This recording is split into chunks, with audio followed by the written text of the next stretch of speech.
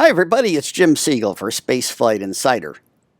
United Launch Alliance is getting ready to launch an important national communications satellite called AEFH-5, scheduled for August 8th.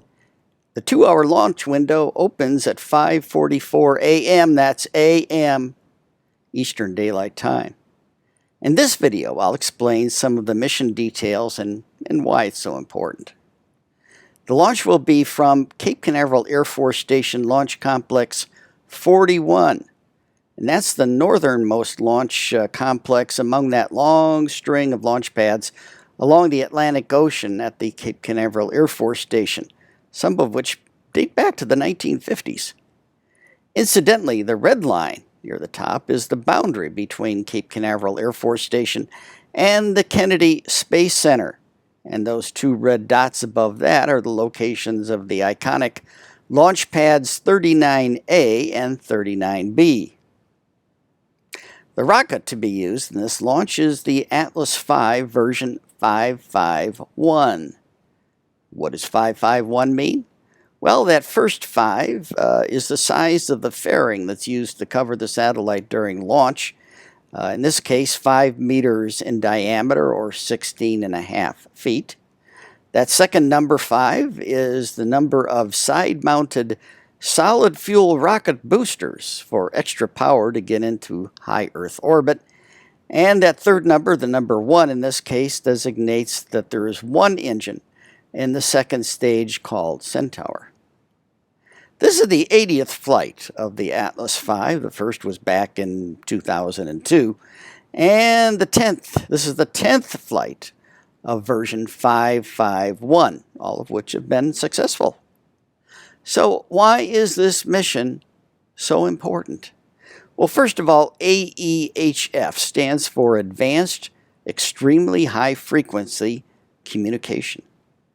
Some satellite communications are termed secure, like in this illustration we see the bottom 2 boxes. That's where internet and cell phones and so on are. But national security and military communications get a much higher level called protected, and that's where AEHF is. It provides highly secure, jam-proof communication between and among our national leaders and military forces. This is the 5th AEHF satellite, with a 6th to be launched later this year or perhaps next year. And these AEHF satellites join an existing satellite communication constellation called MILSTAR. Do any other countries have access to MILSTAR and AEHF super secure communications? Well, the answer is yes.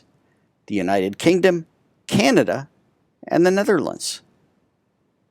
Atlas V will put AEHF-5 into a temporary geosynchronous transfer orbit, and then the satellite's internal thrusters will maneuver it into its permanent geosynchronous orbit 22,300 miles above the Earth. That's 10 times the altitude of the International Space Station. One AEHF satellite has more capacity than all of the older MILSTAR satellites combined. The weather is forecasted to be 70% favorable for this launch. That's on August 8th at 5:44 a.m. is when the 2-hour launch window opens.